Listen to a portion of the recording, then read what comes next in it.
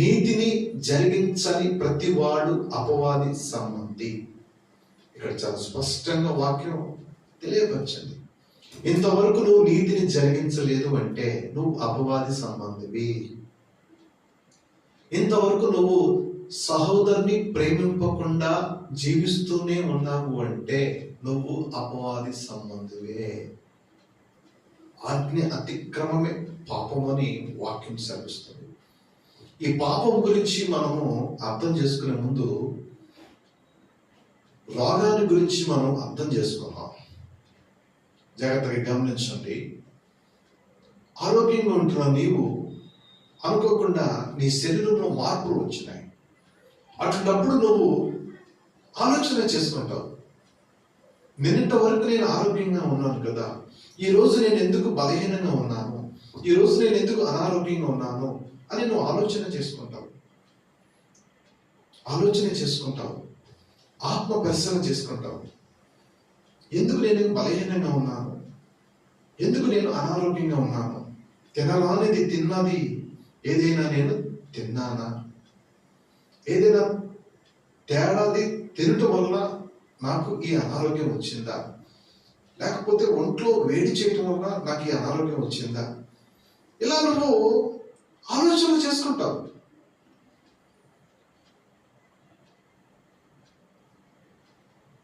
ఆ ఆలోచనతోనే నువ్వు ఆ రోగం గురించి ఆలోచిస్తూ ఉంటావు.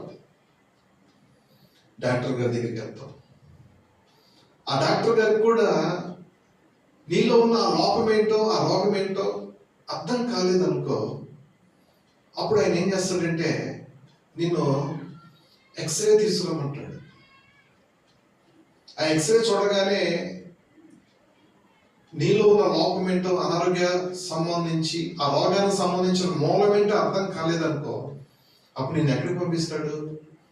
ఎంఆర్ఐ స్కానింగ్ పంపిస్తాడు. ఆ స్కానింగ్ రాగానే రిపోర్ట్లు చూస్తాడు.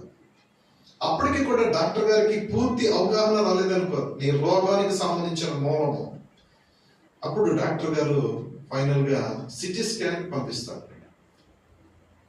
జాగ్రత్తగా గమనించి ప్రిమిట్ కదా, అంటే డాక్టర్ గారు ఆ రోగానికి కారణమైన పరిస్థితులన్నింటినీ గ్రహించడానికి చాలా లోతుగా వెళ్తున్నాడు. అప్పుడే ఆ రోగానికి సరైన మందు ఇవ్వగలుగుతారు, ఆ రోగాన్ని వారు నివారించగలుగుతారు.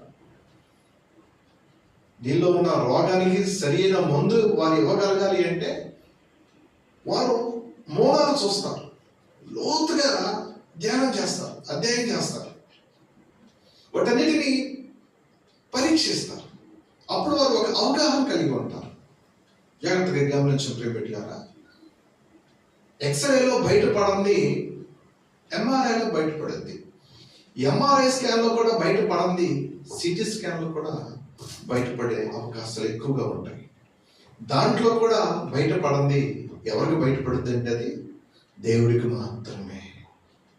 అలాగే జాగ్రత్తగా గమనించినట్లయితే నీ జీవితము అతలాకుతలమైపోవడానికి ఇప్పుడు పరిస్థితులన్నిటినీ నువ్వు ఆలోచన చేసుకుంటే, నేను ఎందుకు దీవించబడలేదు, నేను ఎందుకు రక్షించబడలేదు, ఏ పాపము నన్ను పట్టి పీడిస్తుంది, నేను అన్ని విధాలుగా ప్రయత్నాలు చేస్తున్నాను, బ్రతకడానికి ప్రయత్నం చేస్తున్నాను, అప్పు నుంచి బయటపడడానికి ప్రయత్నం చేస్తున్నాను, మంచి ఉన్నతమైన స్థితిలో ఉండడానికి ప్రయత్నం చేస్తున్నాను, బాగుపడడానికి ప్రయత్నం చేస్తున్నాను. అయితే ప్రయత్నంలోనే నేను ఉంటున్నాను, కానీ ఎందుకు నేను ఆ ప్రయత్నాలన్నింటిలో నేను విజయం పొందుకోలేకపోతున్నాను అని నువ్వు ఆత్మ పరిశీలన చేసుకున్నట్లయితే జాగ్రత్తగా గమనించే ప్రియబిడ్డలారా, కొన్ని విషయాలు నీకు చాలా స్పష్టంగా అర్థమవుతాయి. జాగ్రత్తగా గమనించండి. శరీరంలో రోగ నిరోధక శక్తి అనేది లేకపోతే నువ్వు బలహీనుడు అయిపోతావు, బలహీనురాలు అయిపోతావు. ఆ రోగాన్ని తట్టుకునే శక్తి నీ శరీరంలో లేకపోతే ఆ రోగాన్ని నువ్వు జయించలేవు. ఆ రోగము నీలో ఏ రోగం అయితే వచ్చిందో దాన్ని నువ్వు జయించాలంటే నీ శరీరం సహకరించాలి. నీ దేహము, ప్రాణము, ఆత్మ, రక్త మాంసము, ఎముకలు, రక్త కణాలు సమస్తము ఆ రోగం పైన జయం పొందుకునే విధముగా సహకరించాలి. అప్పుడు ఆ రోగాన్ని నువ్వు జయించగలుగుతావు. ఒకవేళ అలా సహకరించలేని స్థితిలో నువ్వు వెళ్ళిపోతే, నీ శరీరం వెళ్ళిపోతే, నువ్వు ఆ రోగాన్ని జయించలేక ఆ రోగంతో నువ్వు బలహీనం అయిపోతూ ఒకరోజు నువ్వు చనిపోతావు. సేమ్ పాపం విషయంలో కూడా ఇంతే. నువ్వు ఒక విషయం క్లారిటీలో కలిగి ఉండాలి. పాపాన్ని విడిచిపెట్టకుండా నువ్వు ఎంత మంచి పనులు చేసినా, నువ్వు ఎంత భక్తి చేసినా, ఎన్నిసార్లు ఉపవాసాలు ఉన్నా, ఎన్ని దాన ధర్మాలు చేసినా, ఎంత గొప్ప పరిచయం చేసినా అదంతా వ్యర్థమే. ముందు నీవు క్రైస్తవుడుగా, దేవుడు జీవించినట్టుగా, దేవుడు పరిశుద్ధుడు కాబట్టి ఆయన వల్ల నువ్వు కూడా పరిశుద్ధుడిగా జీవించాలి. ఆయన నీతిమంతుడు కాబట్టి ఆయన వల్ల నీవు కూడా నీతిమంతుడిగా జీవించాలి. ఇలా నువ్వు జీవించాలి అంటే అసలు నీలో పాపానికి చోటు అనేది ఉండకూడదు. అలా ఉండకుండా ఉండాలి అంటే నువ్వు ప్రతి విషయంలో ఆత్మ పరిశీలన చేసుకోవాలి. ఆత్మ పరిశీలన చేసుకున్నప్పుడు ఒక గ్రహింపులోకి వస్తావు. ఫలానా విషయంలో ఫలానా పాపం నన్ను పట్టి పీడిస్తుంది అని నీవు అర్థం చేసుకున్నప్పుడు ఆ పాపం నుంచి బయటపడడానికి నీవు సర్వోన్నతుడైన లోకరక్షకుడైన యేసుక్రీస్తు ప్రభు వారి యొక్క రక్తం ద్వారానే ఇది సాధ్యమని నువ్వు తెలుసుకున్నప్పుడు, గ్రహించినప్పుడు, ఆ దేవాది దేవుని ఎదుకు నువ్వు వచ్చి నువ్వు చేసిన పాపలను ఒప్పుకుని విడిచిపెట్టినప్పుడు ఆ కరుణ కలిగిన దేవుని యొక్క హస్తము, ఆయన యొక్క రక్తము, ఆయన యొక్క కృప, ఆయన యొక్క ఆత్మ నిన్ను దర్శించినప్పుడు, నిన్ను స్పర్శించినప్పుడు, నిన్ను తాకినప్పుడు నువ్వు విడుదల పొందుకుంటావు, స్వస్థత పొందుకుంటావు, రక్షణ పొందుకుంటావు. పాపం నుంచి నువ్వు బయటపడకుండా నువ్వు ఎన్ని రకాలుగా బాగుపడతావు అని నువ్వు ఎన్ని ప్రయత్నాలు చేసినా ఆ పాపం అనేది నీకు, నువ్వు వేసే ప్రతి అడుగులో నీకు అపజయాన్ని ఇస్తుంది, అవమానాన్ని ఇస్తుంది, నిందనిస్తుంది, వేదన ఇస్తుంది, శోధన ఇస్తుంది, అడుగు ముందుకు వేయకుండా నిన్ను వెనుకకు లాగుచున్నది. ఈ గ్రహింపు నువ్వు లేకపోతే నువ్వు పాపిగానే నువ్వు జీవిస్తావు. ఈరోజు వాక్యం ఇచ్చిన ప్రతి ఒక్కరు ఎవరికి వారు ఆత్మ పరిశీలన చేసుకోవాలి. అసలు నేను ఎవరిని? నేను దేవుని బిడ్డనా, అపవాది బిడ్డనా? వాక్యం సూటిగా చెప్తుంది. 1 యోహాను పత్రికలో 3వ అధ్యాయంలో లోతుగా కాకుండా, మర్మం లేకుండా సూటిగా ఎవరు చదివినా అర్థమయ్యే రీతిలో యోహాను భక్తుడు చాలా సింపుల్గా, చిన్న పిల్లలకు కూడా అర్థమయ్యే రీతిలో చాలా చక్కగా చెప్తున్నాడు. మళ్ళీ చదువుతాను, చూడండి. ఇట్లా 8వ వచనం, అపవాది మొదటి నుండి పాపము చేయువాడు గనుక పాపము చేయువాడు అపవాది సంబంధి. అపవాది యొక్క క్రియలను లయపరచడానికి దేవుని కుమారుడు ప్రత్యక్షమయ్యాను. జాగ్రత్త గమనించి ప్రియమిట్లారా, ఇప్పుడు నువ్వు పాపం చేస్తున్నావు అనుకో, చిన్న పాపం చేసినా, అది ఏ పాపమైనా నువ్వు పాపం చేసినట్టు లెక్క. నువ్వు పాపం చేసినట్టు లెక్క అని తెలిపోయినప్పుడు నువ్వు ఇప్పుడు ఎవరు బిడ్డవి అని లెక్క చూసుకున్నట్లయితే నువ్వు అపవాది బిడ్డవే. ఎందుకంటే వాక్యం చాలా స్పష్టంగా చెప్తుంది, దేవుని బిడ్డలు పాపము చేయరు, వారు పాపాన్ని జయిస్తారు. ఎందుకంటే పాపము క్రియలను లయపరచడానికి దేవుని కుమారుడి లోకానికి వచ్చాడు. ఆ కుమారుడిని యేసుక్రీస్తు రక్తము నీలో ఉన్నప్పుడు, ఆ పరిశుద్ధాత్మ నీలో ఉన్నప్పుడు, దేవుని ఆత్మ నీలో ఉన్నప్పుడు, దేవుని వాక్యము నీలో ఉన్నప్పుడు, దేవుని వెలుగు నీలో ఉన్నప్పుడు నువ్వు పాపం ఎలా చేస్తావు? పలానది పాపం అని నువ్వు తెలుసుకుని దాన్ని నువ్వు చేయకుండా, అది నీ మీద ఏలుబడి చేయకుండా దాన్ని నువ్వు జయిస్తావు. అలా జయించేవాడే దేవుని సంబంధి. అలా జయించకుండా పాపంలో పడేవాడే అపవాది సంబంధి. ఈరోజు నువ్వు అర్థమవుతుందా? ప్రార్థన చేస్తున్నావు, రక్షణ పొందుకున్నావు, మందిరానికి వెళ్తున్నావు అని చెప్పుకుంటున్నావు, కానీ నువ్వు పాపం మీద జయం పొందుకున్నావా? ఒకసారి ఆలోచన చేసుకో. ఏదో ఒక పాపము ఆలోచనలో, తలంపులో, క్రియల్లో, నడకలో, పడకలో, ఊహలో, ఇలా అన్ని విషయాల్లో నువ్వు ఆత్మ పరిశీలన చేసుకో. నెమ్మది కలిగి జీవిస్తున్నావా? జాగ్రత్తగా గమనించిన ప్రేమిట్లారా, ఏ పాపము నీలో లేకపోతే, పరిశుద్ధాత్మ నీలో ఉంటే, దేవుని యొక్క వాక్యం నీలో ఉంటే, దేవుడు నడిచిన వెలుగులో నువ్వు నడిస్తే, నీకు ఏమి ఉన్నా లేకపోయినా, నిన్ను రోగమే పట్టి పీడిస్తున్నా, మరణమే వెంటాడుతున్నా, శత్రువే వెంటాడుతున్నా, నీవు ఎలా ఉంటావంటే సంతోషంగా ఉండగలుగుతావు. ఎందుకంటే నీలో దేవుడు ఉన్నాడు, ఎందుకంటే పరిశుద్ధాత్మ నీలో ఉంది, ఎందుకంటే దేవుడు వాక్యం నీలో ఉంది, ఎందుకంటే దేవుడు నడిచిన వెలుగులో నువ్వు నడుస్తున్నావు, దేవునితో నువ్వు సహవాసం చేస్తున్నావు. క్లారిటీ వచ్చిందా? భక్తి చేస్తున్న వాళ్ళందరికీ మేమే భక్తి పరులము, మేమే ప్రార్థనా పరులము, మేమే విశ్వాస వీరులము, మేమే గొప్ప గొప్ప సేవకులము అని, మేమే గొప్ప గొప్ప క్రైస్తవులము అని చెప్పుకుంటున్న వాళ్ళారా, భ్రమలో ఉంటున్న వాళ్ళారా, ఈరోజు దేవుడు నీతోనే చాలా సూటిగా, చాలా స్పష్టంగా మాట్లాడాడు.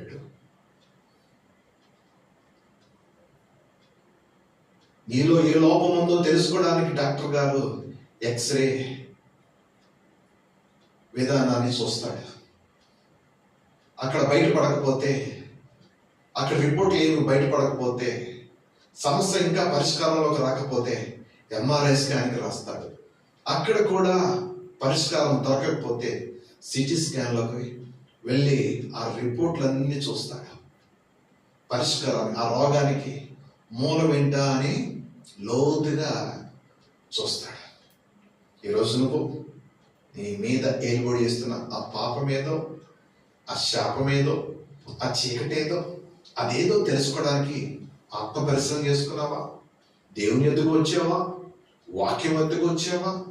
ఏనాడైనా నువ్వు ప్రశ్న వేసుకున్నావా?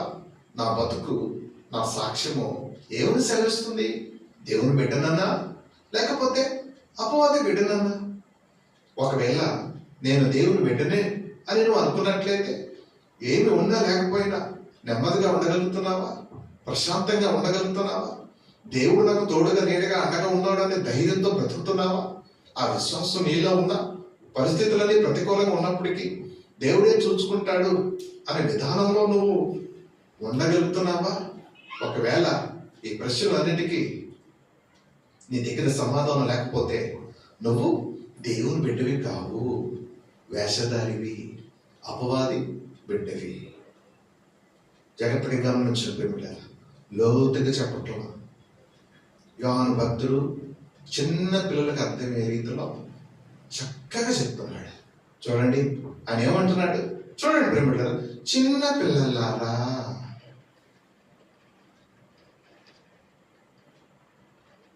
ఎవరు వాస్తవంగా మీరు చిన్నపిల్లల, పెద్ద పిల్లలా?